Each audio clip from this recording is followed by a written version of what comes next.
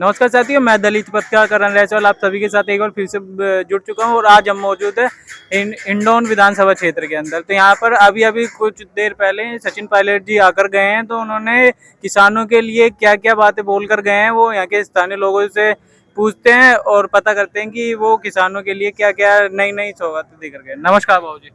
हाँ जी। आप एक बार आपका नाम बता दीजिए। नाम शक्ति सिंह गुजर।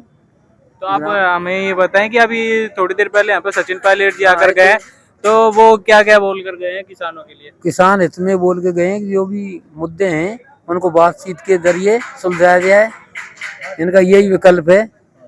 पांचना बांध पे जो पानी का मुद्दा है उसको बातचीत के जरिए सुलझाया जाए। पांचना बांध के जो किसान है वो पिछले 1-1.5 महीने से वहाँ पर धरना प्रदर्शन कर रहे हैं, लेकिन वहाँ पर अब तक कोई बड़ा नेता जाकर नहीं पहुंचा है। तो इसका क्या कारण हो सकता है? अब ये कुछ सामाजिक मुद्दे होते हैं, कुछ कुछ होते हैं। फिर पायलट साहब आए, उन्होंने अच्छी बात बोली है।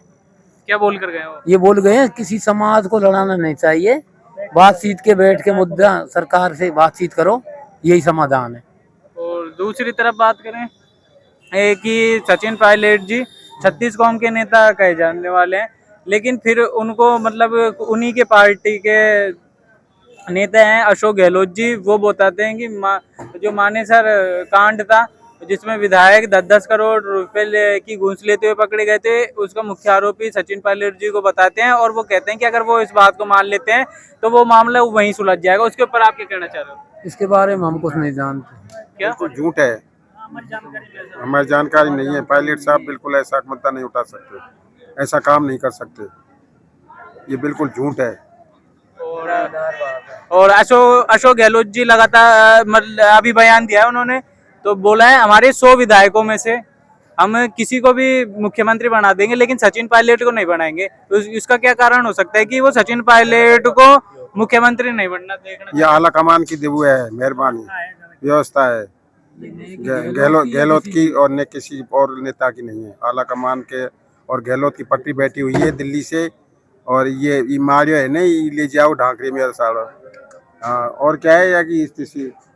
हाँ, आप बताइए कि ये जो सचिन पायलट जी को अशोक गहलोत जी मुख्यमंत्री बनता वो क्यों नहीं देखना चाह रहे? ऐसा कुछ नहीं है, ये अपनी व्यवस्थाएं हैं, ऊपर से जो निर्देश हैं उनका अनुसार कार्य चल रहा है। पार्टी की व्यवस्था है साहब, हम इस मुद्दे में कुछ नहीं कह सकते। बनने देने नहीं चाह रहे या बन नहीं रहे, ये पार्टी की व्यवस्था है। सचिन पायलट जी लगातार किसानों के लिए खड़े होते हैं, लेकिन जो अभी पांचना बांध पर जो किसान धरना प्रदर्शन कर रहे हैं वो न केवल गुर्जर समुदाय के लोग, मीणा समुदाय के लोग भी लगातार आंदोलन कर रहे हैं, लेकिन वो मतलब एक बार भी उधर ना तो सचिन पायलट जी जाकर आए उधर, या ना फिर कोई किसान नेता। उसका क्या कारण हो सकता है? अभी भाजपा सरकार है, स्टेट गवर्नमेंट जो चाहती है वो व्यवस्था होगी।